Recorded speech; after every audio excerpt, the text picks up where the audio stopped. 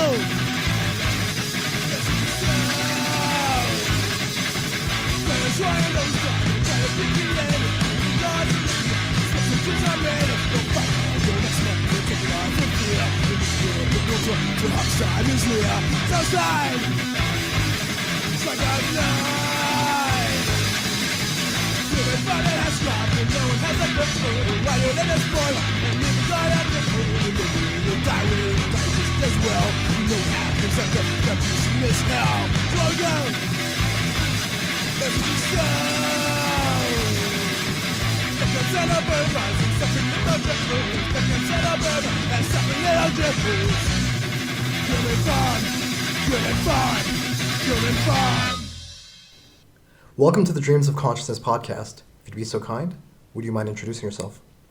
I am Eugene S. Robinson. If you want more than that, I'll be glad to give it, but that's the start. Mr. Robinson, since this is a music podcast, let's start with your musical work. Would you mind telling me which bands, which acts you've played for through the years?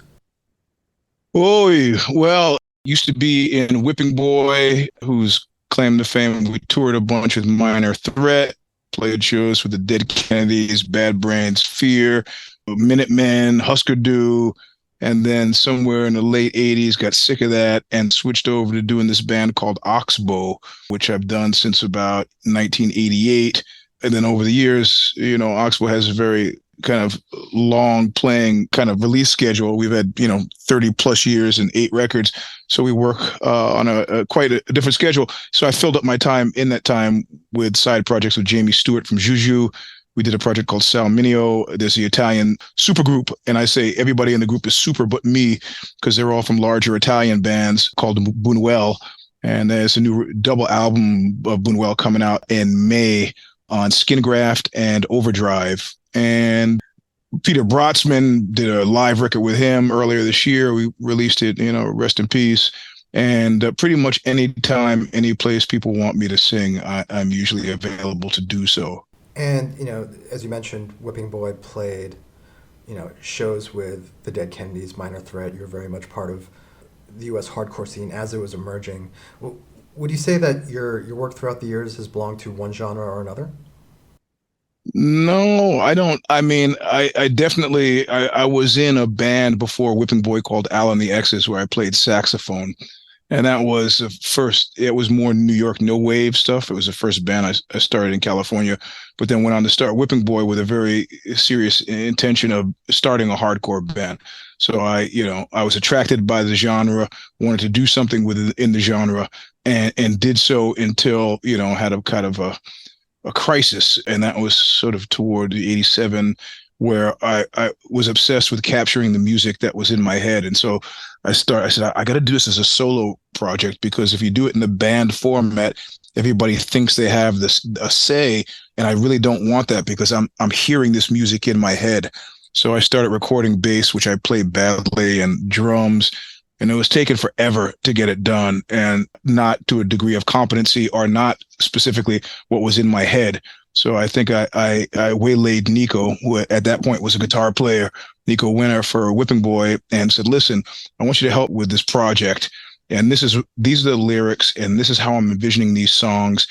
And he embraced it wholeheartedly, came up with a very complicated schema for how we were going to put the songs on the first record, which is called Fuckfest. And it served as a pretty apt suicide note, which was my intention at the time, given my crisis. But the record was so well received that we, John Peel was into it, and they wanted us to go to England. And I figured, maybe I should see England before I die. And then, of course, that was so successful that we did a second record. And then I kind of got got beyond the dark night of my soul. And feel fairly fortunate to be able to, we've played with everybody from King Diamond to Peter Brotzman, shows with ISIS, shows with Neurosis, Scratch Acid, Jesus Lizard. I mean, this is a dream menu of people who are making interesting music and doing interesting things. Boris, Sumac, the list goes on. So the Melvins, it's been a pretty great ride, but I would consider us to be genre free since about '88, even though I understand that now people call it noise or they post punk or some such thing. I mean, this is only useful insofar as you have a record store and need to know where to put the record, but it doesn't serve us at all. And in addition to being a frontman for several bands, you are also a writer, which we'll get into shortly. Would you mind telling me a few of the places that you've written for as a columnist and as a journalist?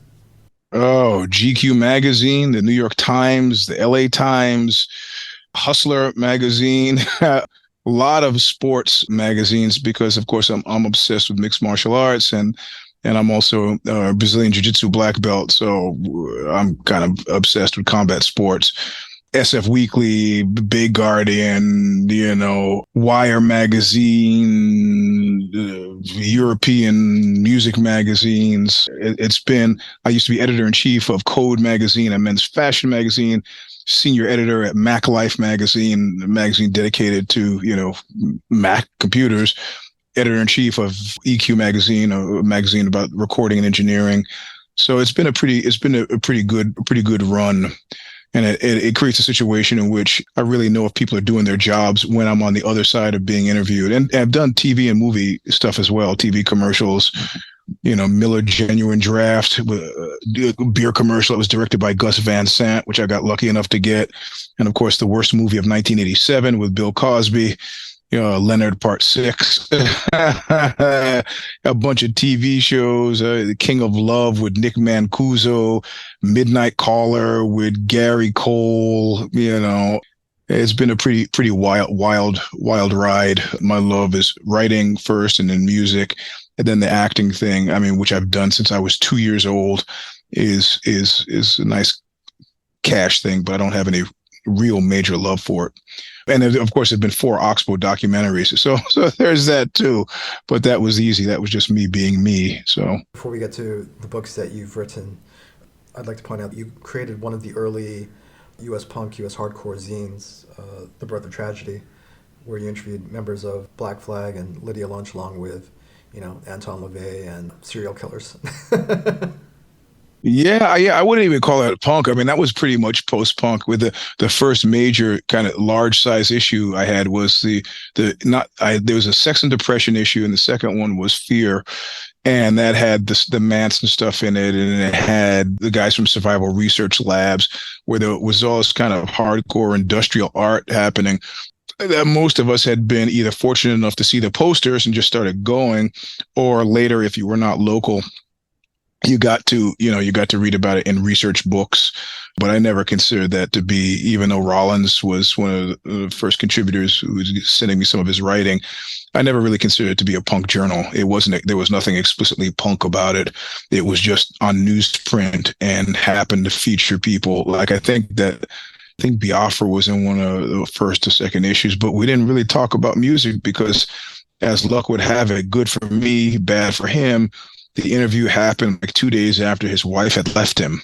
So we spent a lot of time talking about life and love, and it was I've never read an interview with him like that before or after. So it was kind of a combination of being in the right place at the right time. The serial killers portion was also sort of compelling because it came at a weird period in my life where, they are so used to people being afraid of them that, like Charles Manson, and I got involved with the Manson family, and then there was money concerns and confusions, and they decided to get kind of, Manson-y with me and threaten me. But of course, I that was really much the wrong tack to take with me. So yeah, I mean, at that point, I also had a thriving store, which is what we were at loggerheads over, because I said, I'll sell your stuff, consignment. And they, so as soon as I took it, they were asking for money. I go, no, consignment is I give you money. I give you what I've sold after 90 days. And they're like, well, maybe we just need to come talk to you. And I was like, oh, you're threatening me. The Manson family is threatening me. I go, well, maybe you don't know this about me, but I proceeded to give them my name, my address, my phone number. I said, anytime you're feeling big enough to come, you should come on down, I mean, because in addition to opening a store that had tape, t-shirts, videos, and a recording studio and a rehearsal studio all in one spot, I also had a sideline of behind the counter. I had a federal firearms license. So I was selling, firearms, which I was carrying with me all the time in an excess of paranoia, maybe, even though those words don't ever really go together, excess and paranoia. And I was fairly indestructible. But, things with serial killers, as you might imagine, always tend to go south sooner or later. I mean, who would guess? Who would guess somebody that had killed 33 people like John Wayne Gacy might not be wrapped that tight? Who would guess? Out of curiosity, what was your interest in the serial killers, and why did you want to cover them in Birth of Tragedy? I think my objective, I mean, it culminated with the big reveal was in the interview with Anton LaVey from the Church of Satan, where I wanted to know very specifically if he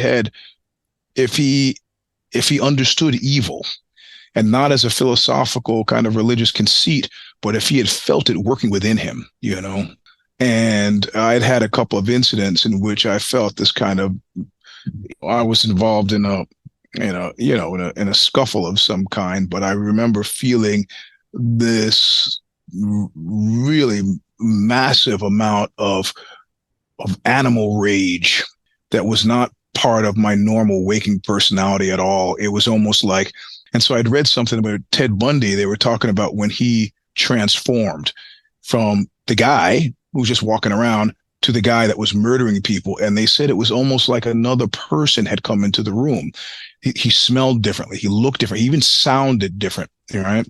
And I'd met a woman at one point and had gone to her house, and we didn't know each other very well. I mean, the plan was that sexual congress would be afoot. And then she says to me, she said, you need to know something. And, with an entry like that, you stop and pay attention. And I go, okay. She goes, I've got knives hidden all over my place. This was told to me by a way of warning, but I didn't need the warning because at the point where she told me, her pupils had gotten so wide that her eyes, that you couldn't see, there were no more whites of her eyes. They were all black. And it was just that fast. I looked away. She said, knives all over my place. I looked back and she was gone and replaced by somebody else. So I started to pursue this because I figured, well, these guys have to know what I'm talking about. I mean, they absolutely have to. They have to, John Wayne Gacy was, it was on the Chamber of Commerce. And then, suddenly he's strangling people in his basement. He had to, but nobody copped to it. And, Anton LaVey was the worst of them all. I mean, he was like, well, it's what doesn't feel good. And I go, hey, man, appendicitis doesn't feel good. That's not, I don't call that evil. And then finally, he just backed down and said, listen, I'm an atheist. I'm just doing this to make the rent. And I was like, okay, all right. And then I found during the course of, I've interviewed Chris Rock, Billy Bob Thornton, Samuel Jackson. I've interviewed a lot of people in my life as a journalist. Fairly normal interviews. And it wasn't until I started interviewing organized crime members that I felt that again. And I knew they knew what I was talking about. And it was that same sensation. I remember interviewing this mob guy in his car, and he said he was talking about his boss. And he goes, murder was Jimmy's thing. It seemed to kind of relax him. And he paused. It's just the two of us in the car. He paused and said, in other words, I helped him clean up from the murders, but I didn't murder anybody. He goes, but make no mistake, if he had asked me to, I would have. And he looked at me, and it got very quiet in the car. And I felt like I was in the car with a tiger, right? So it's like those guys knew, and I did not get philosophical with him at this point and say, "Have you felt this?" Because it was really readily apparent to me that he had felt it in total. And this was a normal guy, had wife, had kids, came from a good family, but he had chosen this as a lifestyle and understood exactly what he had chosen. So I found it to be a compelling field of study. And so each and every kind of avenue was kind of a step down that road, whether or not I was talking to mob guys. I did a series called Crime All the Time, where we went to New York and kind of went to mafia dump sites, and then did this big piece on the Gemini twins, these guys who had murdered over 200 people at this Gemini nightclub out in Brooklyn, East New York. And it was just, I mean, that was, this is this is what I was looking for, and that's what I found there. So was it illuminating in any way, shape, or form? Well, enough for me to generate a book from it, right? A Long, Slow Screw, which are kind of a collection of the mob stories that it's a fictionalized account of something, but it's really a collection of the mob stories I heard during the course of my involvement with these guys.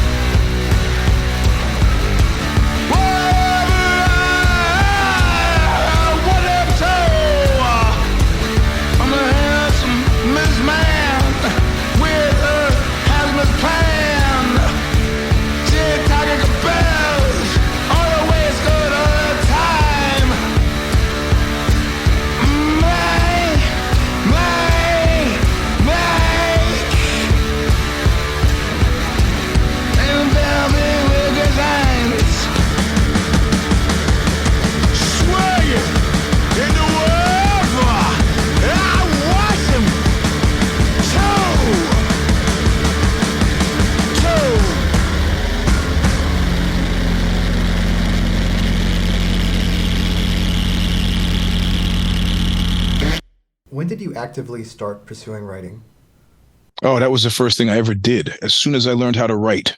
I mean, within that year of me learning how to write, so I must have been about 6 or 7, I sent a query letter to Esquire. I got rejected, but they took the time to actually write back, which I thought was kind of nice on Esquire letterhead, and somebody signed it. So right away, right away. But I didn't until my third year of college had not kind of convinced myself that would be what I did for a living, even though from the age of 14 on, I was publishing, school magazines and then freelancing to music magazines and so on. So I just never thought of it as, I mean, I guess my stepfather was a journalist and I had seen that his life was sort of miserable in that regard. People were always cutting his stories. But then when I figured out the mechanics of it, I said, well, if I'm an editor, I can write and I don't have to worry so much about people massacring my pieces. So that's kind of what I did. And it was a wild turn to be able to, over the years, actually hire him. That was amusing. You hired your own stepfather? Yeah, I mean, I needed pieces that could be get written, and I knew he could do it with a minimum of suffering and pain on my part as the editor in chief. So he's also been editor in chief at odd points, and I'd like to take a second to point out here that he has never hired me. I always thought that was curious, and I brought that up several times, not in a rancorous way. I just said it's kind of funny, huh? You speak about writing in a public way for school magazines and music magazines and things like that. But were you also somebody who wrote compulsively privately? Did you keep a journal or anything like that? No, I'm too paranoid to keep a journal. My mom kept buying me these blank books in order for me to keep a journal, and I used them on occasion. But I was writing fiction from the beginning. I mean, for me, it was fiction with air quotes around it. I mean, I was stylizing stuff that was happening to me into stories so that it would serve as a reminder to me, but it would be fairly confusing to anybody else reading it. So, I mean, I understood immediately that my mother was buying me a diary, one, because she saw that I had a real interest in writing, but two, if I were going to treat it like a real diary, I 100% guarantee you it would have been read by her. So I think I was justified in being paranoid. I mean, not that I had anything to hide from my mom, but it was just, there was stuff in my head that if I was interested in other people knowing it, I would write it down, and I wasn't, so I didn't. Were there any particular writers whose work you enjoyed, who you think maybe influenced your style? Influenced my style? No. But I did have a lot of favorite writers, but these are age bound, right? Like, I remember being very much into the Beats, right? And that was pretty early. Like, so we're talking maybe 11, reading On the Road, and, 12, Fear and Loathing. And then, J.D. Salinger, of course, Catcher in the Rye. I mean, these are all things that every person should be reading anyway, probably at around the same age. A lot of Hemingway. But I didn't find myself. If I was going to be influenced by anybody, I would say I really, really obsessively loved Mickey Spillane. I really loved him. And he was widely kind of reviled as a hack, but it's a shame to me that most of his books are out of print, but I thought his stuff was great. Absolutely great. And I understood there was a problem with that. I understood that, technically, officially, he was probably not as good as F. Scott Fitzgerald, but it did not matter to me. He was, of a piece. Like some of the stories were perfect. They were perfectly what they were. And I liked it quite a lot. As I gotten older, I mean, I've gone through, I think I discovered Harry Crews and that whole Southern Gothic thing probably when I was about 14 or 15, and got an interest in weightlifting and found his book, A Gypsy's Curse, with a weightlifter on the, a legless weightlifter on the cover. And I thought, this is for me. I've never seen that book again, that version of that book that I managed to find at Strand Books in New York, but I was happy to have it. And then I moved from him to Cormac McCarthy. And then, pretty much I'd read somebody until I could get behind the curtain and figure out what they were doing. Then I'd be like, eh. So, and that happened with me with McCarthy, with The Road, I was like, yeah, or no, Child of God. Sorry, I was already starting to get kind of the screw face with The Road, and then I got hit with Child of God, and I was like, never should have published that. Somebody I've read obsessively from beginning to end, and have he's never hit a false note for me has been Martin Amis. Read everything he's ever written. Nothing. There were no clunkers in the batch. So You don't describe the beats as being an influence, but there is a stream of consciousness aspect to your writing where there are a lot of asides and a lot of digressions. Would you say that's a fair characterization?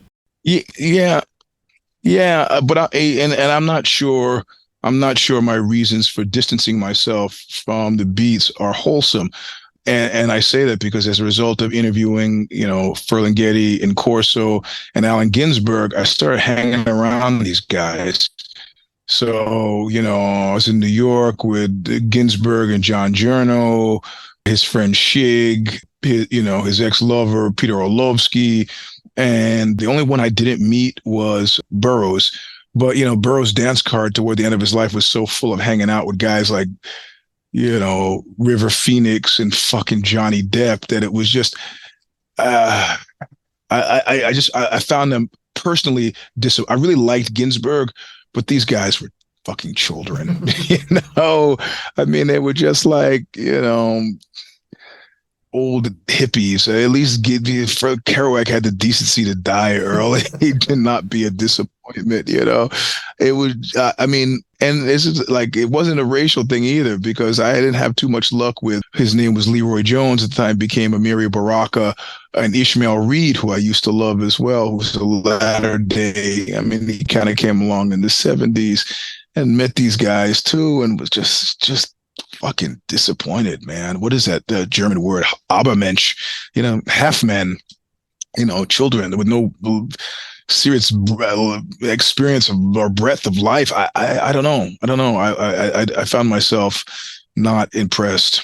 I mean, Ferlinghetti, whose work I loved, and he made the mistake of being up at City Lights, his bookstore. He goes, Eugene, I want to show you something. And I was like, oh man, the great man's going to show me something. Go up to his office. He kind of pulls off this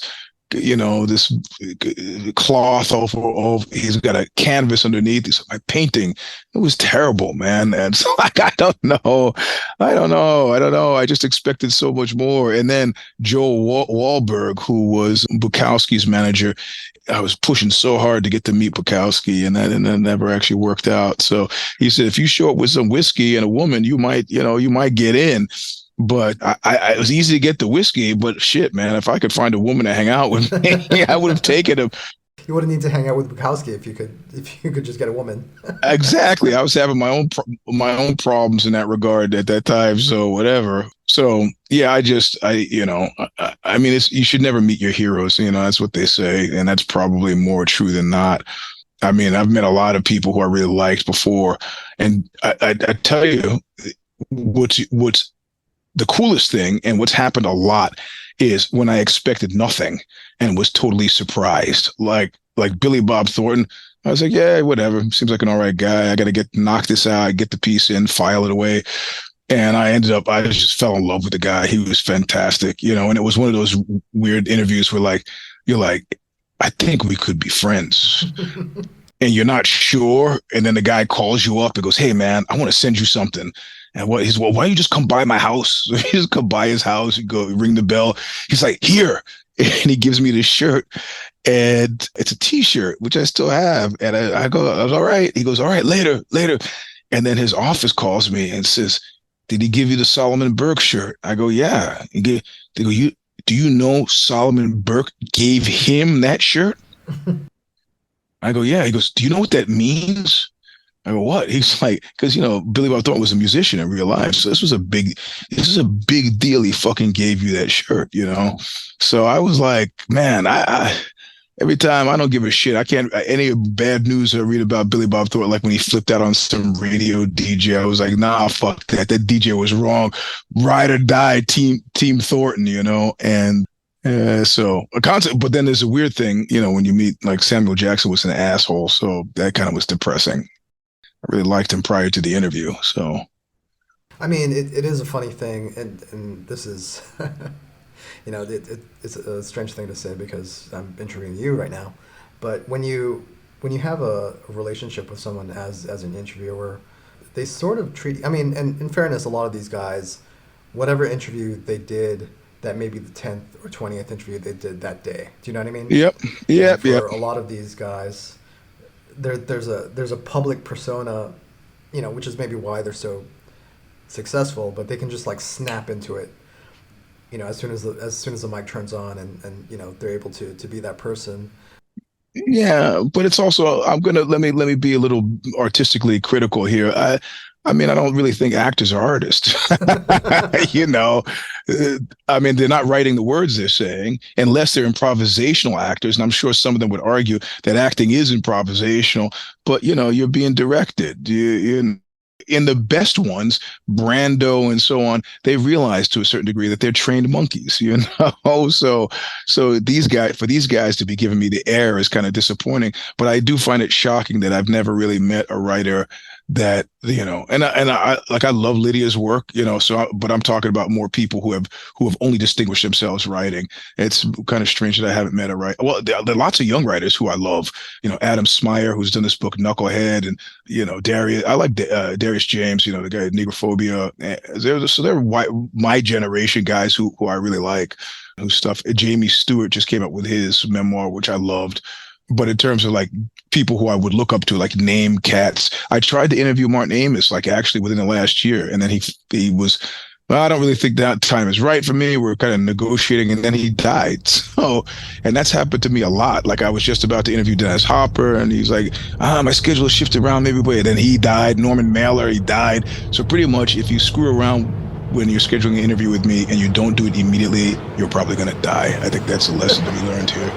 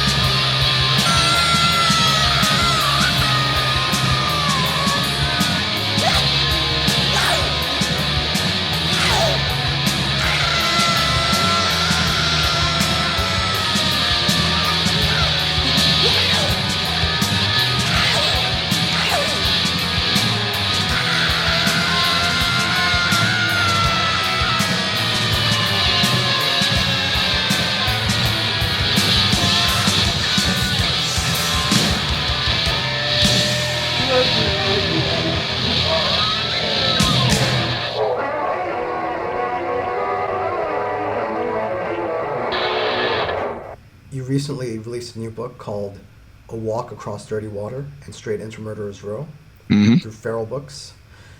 Feral House. Feral House, sorry. Yep. Let's start with the title. Hmm. Two parts. A Walk Across Dirty Water and Straight into Murderer's Row. What do those two parts refer to? Well, there's a song called Four Stations on Whipping Boy's first record, The Sound of No Hands Clapping, and that's a line from the song Walk Across Dirty Water. And then the Straight into Murderous Row thing is, of course, you know, more kind of about how I ended up where I ended up, which has been this kind of consistent pursuit of bad people, right? I mean, I've been doing this before I knew I was going to document it. I was working as a lifeguard in a kids' camp upstate New York, and I'd sometimes go home on the weekends and I'd be riding the prison train. And, I always found the murderers to ride because, nobody wanted to talk to them. They didn't know they were murderers, but they had, the desperation that comes from people who have been incarcerated for a long time and then get out and just want to talk, and nobody wanted to talk to them. I remember a couple of times riding with these guys and finally getting to Penn Station or Grand Central Station in New York and then say, hey, let's go get drinks.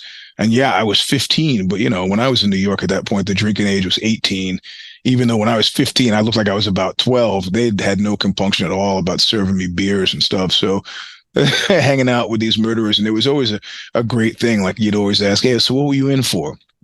Which is all right to ask. When you're in prison, then people ask you what you're in for. And the guy would be telling, I was watching a baseball game. And I said, yeah. And I was living with this broad and she started screaming at me. And I shot myself in the head when I was younger by accident. So I had a plate in my head and we were drinking. And she started swinging a bottle of booze around. And then they go into this fugue state where they're like, next thing I know, the police are kicking in the door. I was like, wait a minute. Just from the point of view of narrative, what do you mean? He goes, well, I guess I beat her up and threw her out the window.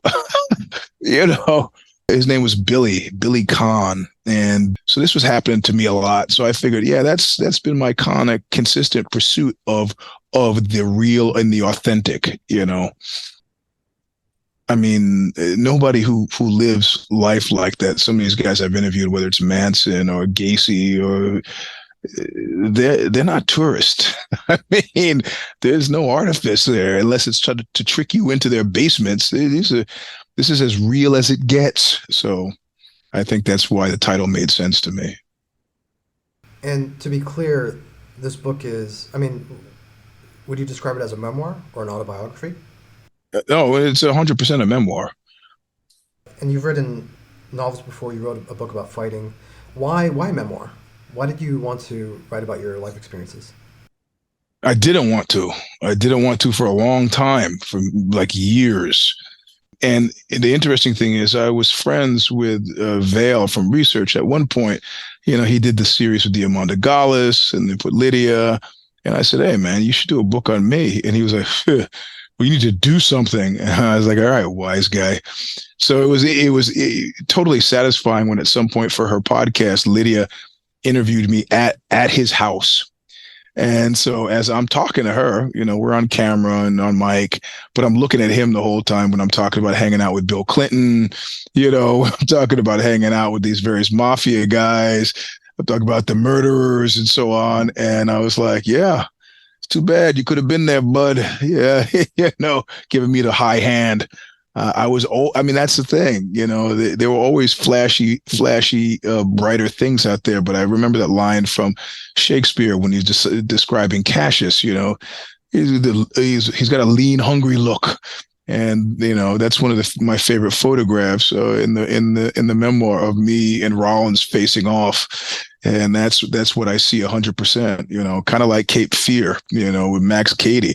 I will outfight you. I will outthink you. I will outlast you. I will, I mean, this is the art of the aggrieved, man. So I think that I didn't want to do a memoir because what's the line from that song? Don't quote me, boy, because I ain't said shit. Because I thought you should be truthful if you tell it. And my life has been absolutely positively crazy, like beyond the pale of crazy. And I've got kids and I don't want to be truthful about it. So Adam Parfrey was insistent, and years asked me to write something, right? And then he died, and I said, okay, well, I'm off the hook now. And then Christina picked it up and was like, you gotta. And I was like, yeah. And then she goes, why are you resisting? And I said, she goes, look, I'm coming out to San Francisco. And so she came out to San Francisco and she said, why are you resisting this?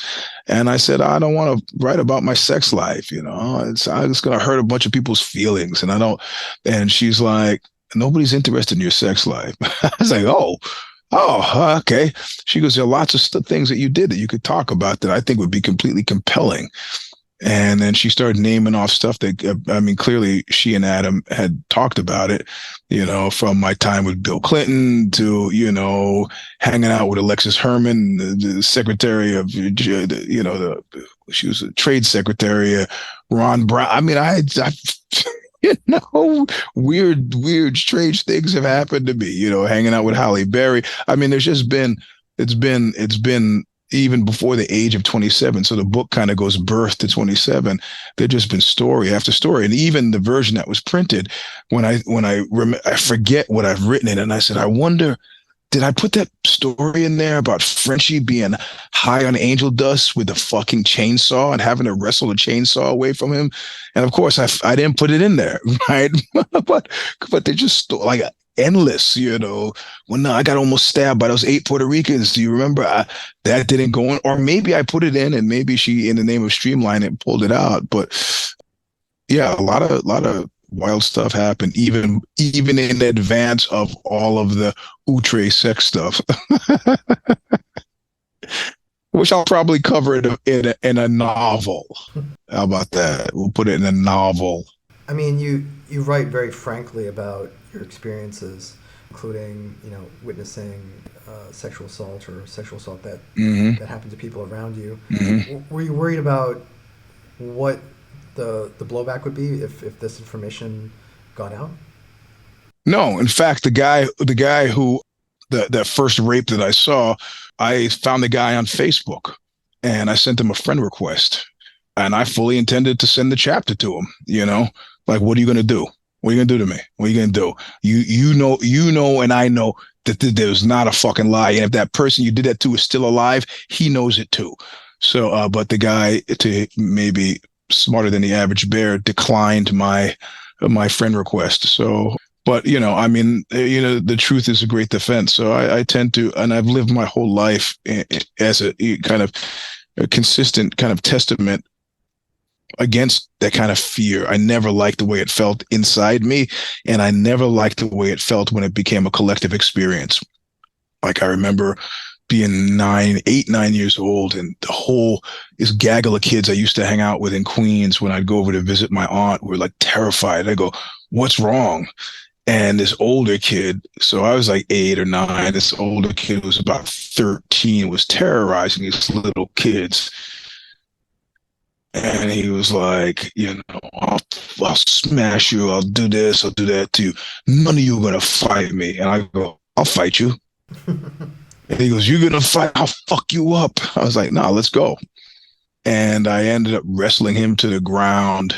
And of course, these guys are cowards fundamentally. I wrestled him to the ground and I kind of sat on his chest and, hit him a couple of times. He goes, okay. And so I let him go. And on my way back, to, all the little kids were no longer afraid. They were like, all right. They were rejoicing. This girl who I really liked at the time, she was like, I heard you beat up Keena, and I was like, well, we were just messing around. And I was like, man, this is all right. It's all right to be the hero for an hour. Of course, that didn't really last long.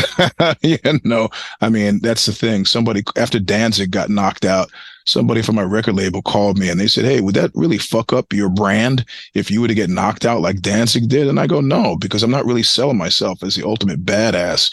I mean, indeed, I did a whole series for Grappling Magazine, which I sort of folded into the fight book that HarperCollins put out. And it was like, where I used to fight professionals and then write about it. And indeed, before I started training really seriously, I spent a lot of time getting my ass kicked, a lot. I talk about some of that in the memoir. And this has taught me a great many things about life. Mostly that I don't like getting my ass kicked.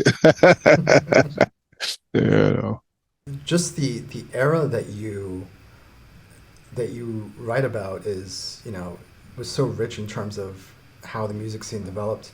You were in New York as, the Ramones and the Talking Heads became more popular. You moved to California Mm-hmm. just as, Mm-hmm. the Dead Kennedys and Black Flag are breaking out.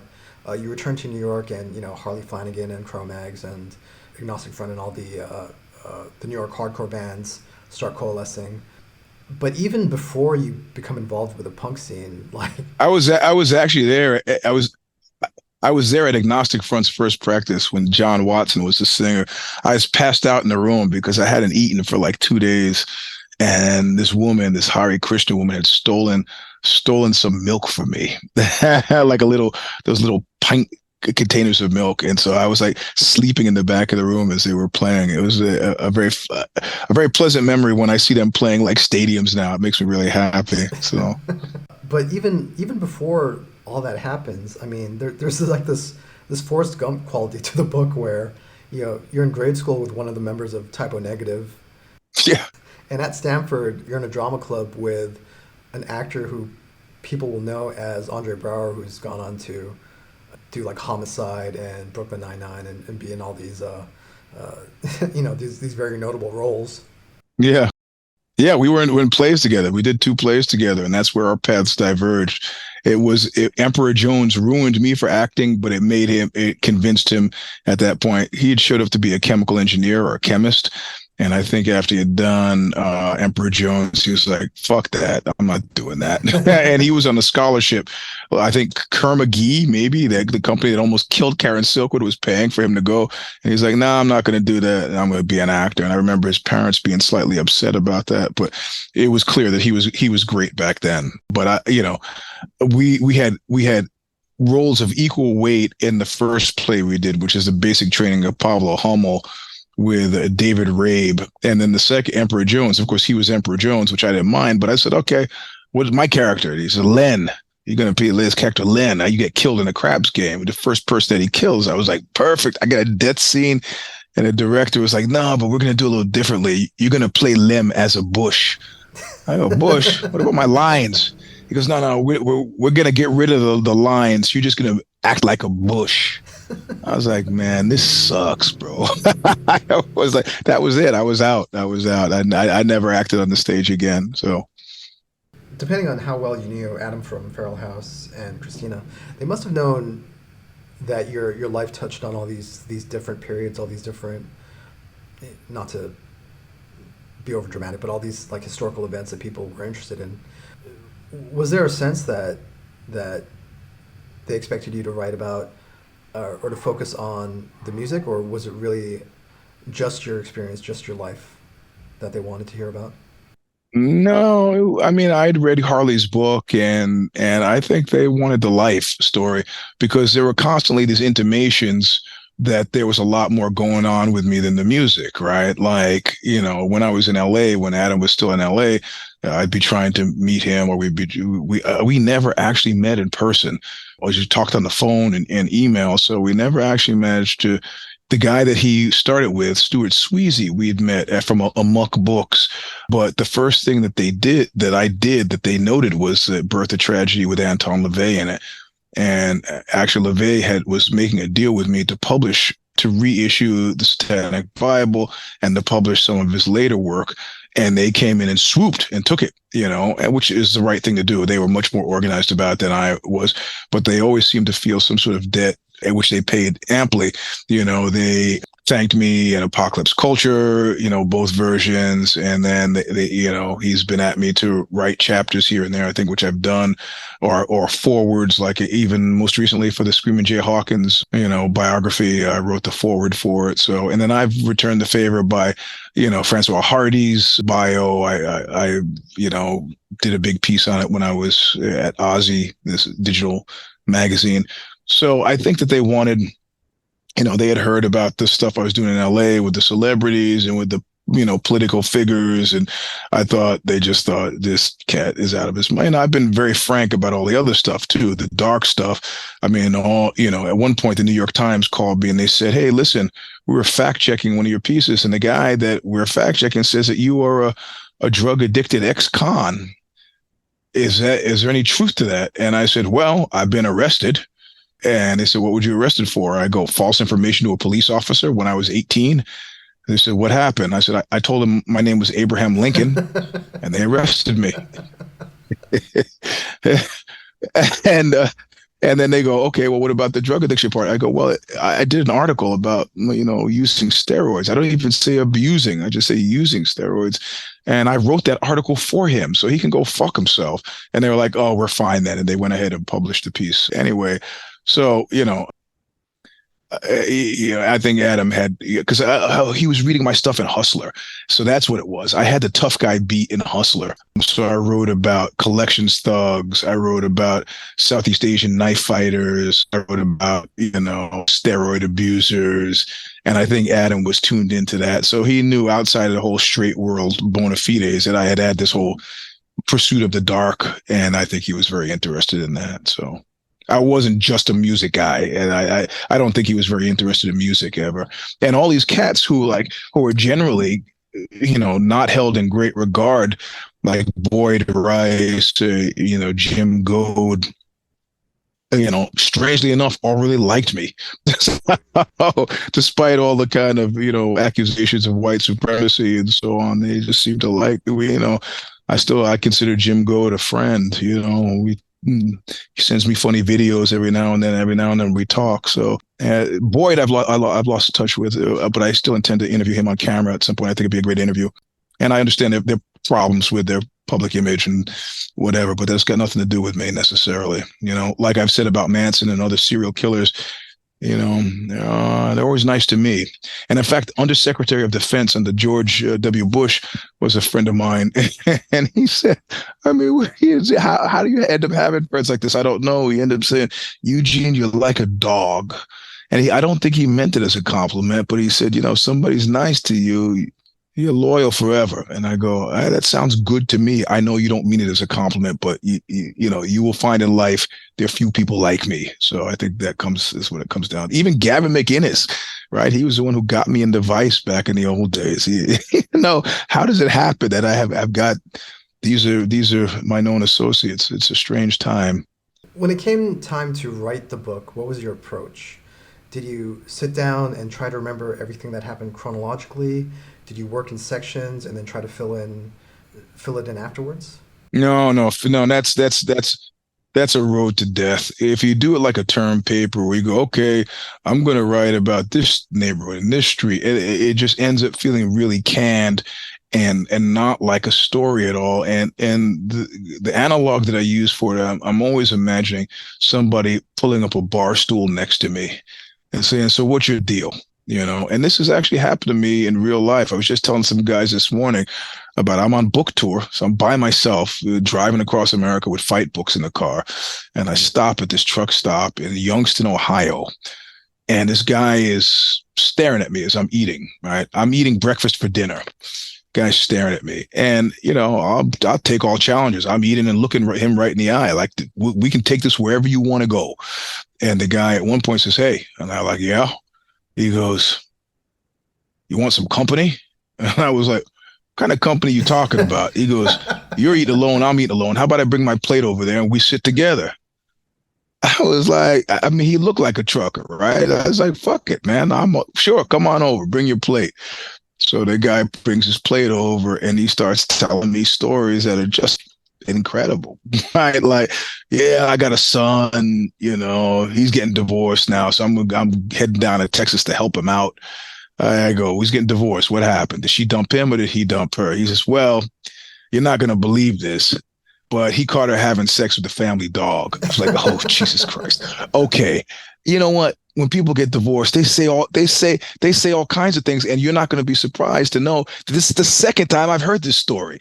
And he was like, oh yeah, I got photos. I was like, okay. Okay. I'm going to tap out right now. Photos of your daughter-in-law having sex with a dog are not what I want to eat with my pancakes. Okay. So I write from the point of view of like, I'm pulling up the bar stool. What do you want to know? And that's how it was an effortless write for me. I'm never every time they show writers in movies, it just cracks me up. They're balling up paper and they're throwing the paper on the floor and they're pacing with the pencil in their mouth and they're taking knives. Fuck that, man. I don't do that. I just, I got to get the work done. I got to finish it. That's what my goal is. So I wanted to settle some scores because I'm that kind of person. Specifically, the thing with my father, wanted to, before he died, wanted to get it out there. And outside of that, it was a pretty fun write. I mean, I found myself laughing all the way through it. It amused me to write. So I was concerned. A lot of times I came to like kind of forks in the road where I go, should I be truthful and risk hurting people, or should I give them more political? And you'll be happy to know in each and every case, I decided to go for the truthful, regardless of whether it hurt somebody or not. I mean, I was like, what are you going to do? I spoke to someone else who wrote very frankly about their experiences and put it all in the book, things that they had done and things that had been done to them. And I asked a similar question, like, were you worried about this stuff getting out and getting back to the people? And his response was, well, they're not going to say anything because I know so much more than I actually wrote. And so they would be worried. Yeah, there is that too. That what do we call that? Having the receipts, right? So you'd be lucky I told it the way I told it. Yeah, that's exactly right. Yeah. But you mentioned being fact checked by the New York Times. Yeah. Was there a similar process where your stories had to be vetted? Yeah, well, I mean, the person I wrote about is looking at 37 years in prison, and his trial starts in 2024. So yeah, they wanted to get the facts right, and he had some money and maybe deep pockets, and there was a perception that he was gonna, if things didn't work right, that he'd be suing. But I mean, he was just trying to slow the process down in a really weird way. Like he was saying, when I was at Goldman Sachs, I never wrote him. He's crazy. So they said, can you prove it? I go, fortunately, I have emails from back then from him at Goldman Sachs. So, I mean, what is it? To live outside the law, you must be honest, says Bob Dylan. And I think largely, and one of the things that he had called me always consistently, because he had figured out that it bugged me, he would call me a liar and a bullshitter. And it bugged me because there are lots of reasons people lie to make themselves look better, which I don't feel a special need to. I'm pretty happy with how I'm pretty happy with me, and so I don't need to make myself to avoid punishment. I'm not big on avoiding punishment. You got it. You can bring it, to make yourself better. I mean, to avoid, but I mean, they're all fear-based. And so I've lived my life to kind of get beyond that fear. So it's like, well, you think I would lie to you? Like I have to lie to you? So it always irked me. So it was very amusing to have it turned around where he's like, he's lying. And I could prove that I've never lied to you. I'm not going to start. I don't need to. So it was really satisfying. And it was nice getting into the New York Times as well. They paid me on time and paid me way more than I expected.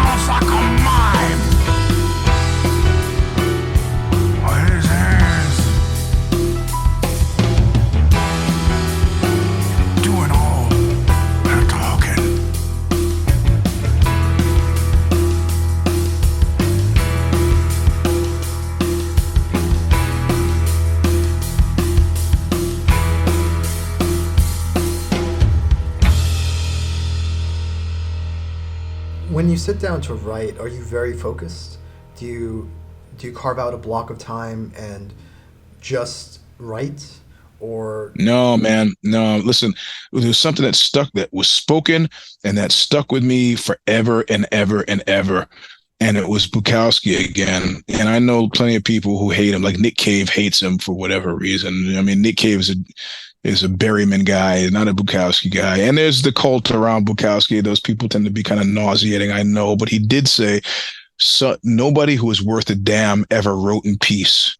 So, and that's been largely my experience. I mean, I wrote a long, slow screw when I was working at Nikon, and I had a fucking cubicle, and I'd specifically chosen this cubicle because it gave me some sort of privacy. There was a big, like a column, a building support column in my office so that people couldn't really get into the office and see what I was working on. So, my back was to the door. I could hear them. And when I turned, I was still covering the screen. So I wrote all the lyrics to Oxbow's Serenade in Red there. I wrote a long, slow screw. No, I mean, I've got to be encouraged to stop. If I have a minute where, I got 4 kids as well. So it's like, and I grew up with, my stepfather was, I'm going to go right now. He had rented a room upstairs, and, his output was very scant, and and also my father was getting his PhD during the same period. I'd go down and he would be sitting out in a public place writing on his PhD, but he was never, he was not there. And I find this a lot with kids of academics, that their parents are preoccupied. And I didn't like that feeling. I said, I always want to be there for my kids no matter what. So that means interruptions, all that stuff. It's part of the process, right? I mean, nobody who's worth a damn ever wrote in peace. My kid wants to talk to me, I stop and I'm going to talk to them, and I'm going to look them in the eye, and I'm going to think about what they're saying. And then if what I'm about to write that they've interrupted, if it's good enough, it'll stay. And if it's not, I'll come with something else, and that's largely the attitude you have to have since I started. I mean, I've written pages and then had the computer crash and they're gone. Like, they're gone, right? And what are you going to do at that point? You're going to not write, or just suck it up and get back to writing. So there's a lot of that with me, just getting the job done. I'm not precious about it all. You gotta get the words on the page. Don't be one of those guys who's like, well, if I did, I know, how many people I know, if I only had that, if I only had that thing, then I could do that other thing. Now, fuck that, man. As long as I have a pencil and something to scratch on, I can get this stuff done. the book starts with family history before you're born, and it ends with you working on the first OXBOW album, Fuckfest. Why was that the ending point? Because you couldn't get too far. I talk about that period as a period when I lost my mind, and I had a real major road to Damascus moment at the point where I decided to not kill myself, right? So Fuckfest was a record that was supposed to be a suicide note. And then I went to London and I came back and we did King of the Jews. And then I had almost, a complete, a total about face. And I had what I call, like the road to Damascus moment, where I decided that I was done with becoming, and that I needed to really get about the business of being. And that the phrase that kept coming back to me was quiet embrace of self. And I said, in other cases that I've noted with historical figures who this happened to, whether it's, Paul and Saul, or Saul becoming Paul, or, Stalin had a moment, Mao had a moment. These were all really bad guys. Hitler had a moment, but they've talked very publicly about these moments of transformation. Ooh, Hitler's case, he was struck blind. He said it was hysterical blindness, is what the doctors call it. But they Stalin, Mao, Hitler, they all came out of this with, and whether this is part of the origin myth or the hero's journey as they've prefigured it, I don't know. But they had this moment, and I was having that moment as well, leaving behind becoming, trying, and just getting to being, and quietly embracing who exactly it is that I am. And I said, I made a promise to myself. I go, I'm going to do this, and if it ends up being bad for the people around me, I will stop doing it. I don't need 40 million dead to convince me that maybe I should have stopped 40 million people ago. If I become a complete psychopath, I got to stop. I can't do that. So once having made that promise to myself, I then proceeded to quietly embrace who it is that I really was, beyond judgment and beyond apology. And that had me doing a lot of stuff that is just, it's, head exploding time to even begin writing about, as well as statute of limitations issues. So you're gonna have to guess at what I'm talking about. I mean, I was a bad guy, but I was good in my badness. I was an honest bad guy, like Tony Montana said. Even when I lie, I tell the truth. There was nothing dishonest about my quiet embrace of self. But yeah, at a certain point, I couldn't start talking about that without finish talking about that, and that's a whole nother book. And they weren't going to give me another 100 pages. Do you have a second book in you? Do you want? I mean, not a second book, but do you have a sequel to It this one? depends on how well this one does, but I I still need to. I would need to. You know what I would need to do? I would need to sit in consultation with a lawyer and just go point by point. Like, this is what I want to write about. Can I write about this? Without facing serious legal consequence, and that's even outside of people's hurt feeling. Like, guys reading like, oh, that time that Eugene dropped my wife off, he actually fucked my wife. Are you kidding me? I was like, ah, man. I mean, you know, yeah, man, that's what I did. And most of those cases, I've actually told people, I said, it's better you hear it from me. Right. So you hear it. So I feel my soul feels fairly clean in that regard.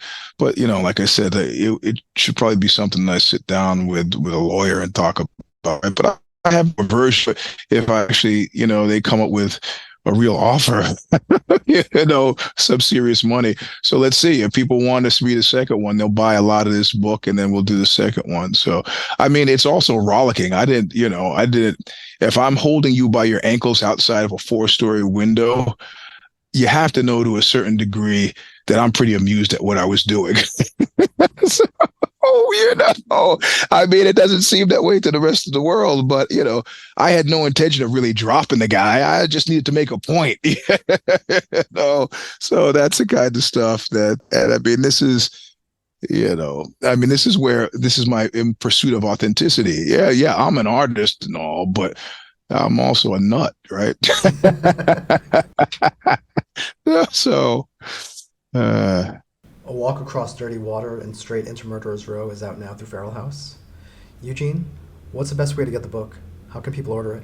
well, you can order it straight from, well, of course, Amazon or goodbookshop.org. I think if you hate Amazon, these are the best places to get it the fastest. But I always recommend people go straight to Feral House, which is feralhouse.com. It's pretty simple. They're glad to fill the orders. And they also have, for the first 100, they have special sexy treats they're going to send back to you. which greatly amused me to have done. So that's how they should get a hold of the memoir. And in addition to the book, OXBOW released a new album some months back called Love's Holiday through Ipecac Records. Do you want to say anything about the new OXBOW album? Yes, it's great, and apparently it seems like it's Lovely Murk, the song off of it with Lingua Ignota, Kristen Hayter, is possibly being considered for a Grammy for Best New Rock Performance, which is kind of wild, especially given that's our second time at the Grammy thing. Not something you'd expect from us unwashed maniacs. So that's kind of cool. And we have a big debut we're doing a video for every single song. So I think song number 7, the video debuts tomorrow, which won't mean anything because the show will already be out by then, but it's called Gunnel, which most people mispronounce as Gun Whale, which cracks me up. Obviously not nautical people, So that's pretty cool. Epicac has been great, and we're playing shows around the country, which will also be followed by book tours. And I don't read from the books. I just talk. So I figure you can read, and that's what the book is for. But again, the bar stool methodology. You pull up a stool next to me. What are you going to get? Well, let's talk, and that's usually what I'm doing. And as you mentioned, Buñuel has a double album coming out in 2024. What can you tell me about that? Mansitude. It's great. We're gonna try to do a video on every song in that too, which is tough because it's a double album and it's a fourth. The last one was Killers Like Us. It was number 3, which was ending a trilogy that started with A Resting Place for Strangers, followed by The Easy Way Out, Killers Like Us, and this is the fourth one. So it begins a new cycle. And these guys who play in it are pretty phenomenal Italian musicians as well. And we'll also tour on that next year as well. So it'll be a lot of OXBOW touring, Buñuel touring, and book touring. So no more excuses like, next time. You got plenty of times now. Yeah, you got no excuses. And if people want to follow you online, find out about your book tour, and read more of your writing, what's the best way to do that?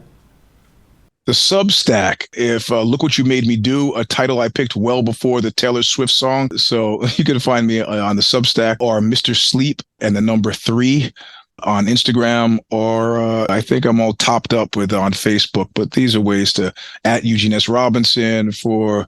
I'm just keep calling it Twitter because you know what I'm talking about. I'm not going to bow to his whims and call it X. You know what I mean? On the Twitter machine. By the time this episode comes out, it could be called something completely different, right? You know, our bass player worked for him for a long time. He was like the number 6 guy at Tesla, and he doesn't think he's a total asshole. But I'm having a hard time getting around to seeing him in the way my friend, our bass player, is. So, yeesh.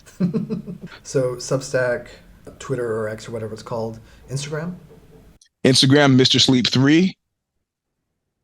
So that's the one I'm most active in. I think there's Eugene S. Robinson there, but I'm less active there. Mr. Sleep 3. Mr. Sleep was one of the names I used to use when I was a dominatrix, or actually a dom is what a man is. And that's the stuff I didn't want to write about. I mean, that's just a tip of a much stranger iceberg. That's the stuff that everybody really wants to read. But, I don't know if my kids want to read it, right? Eugene, you've been very generous with your time, but is there anything else you want to say? No, I think that's. I keep waiting for you to invite me to stop by if I happen to be in Malaysia, but you haven't done that yet. So I assume you do not want to see me in Malaysia. But were I to ever be in Malaysia, I will stop by to see you. You can stop by to see me. You can also stop by Hikari MMA and train with us. That's where I do jiu-jitsu. Oh, how did you wait this long to tell me that? We got a minute left. What the hell is wrong with you? Why did you tell me? We would have spent the whole show geeking out on fight stuff. Jesus Christ. Well, are you doing Brazilian Jiu-Jitsu, gi or no gi? Both. I haven't done no gi in a little bit, but I'm mostly focused on the gi right now. Okay, what belt are you? I'm a purple belt under Professor Bruninho Barbosa. Oh, fuck yeah. For sure. We gotta train. I'm a black belt, but we gotta train. That now I have a reason to get there. That's cool. Well, definitely I look forward to seeing you. Thank you so much, Eugene. All right, Adrian. Later.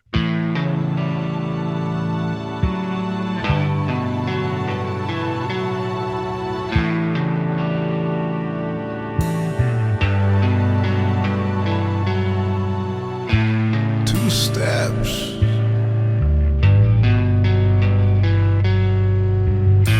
3 measures, we love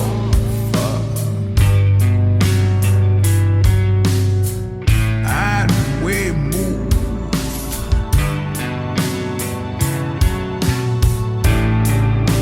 together.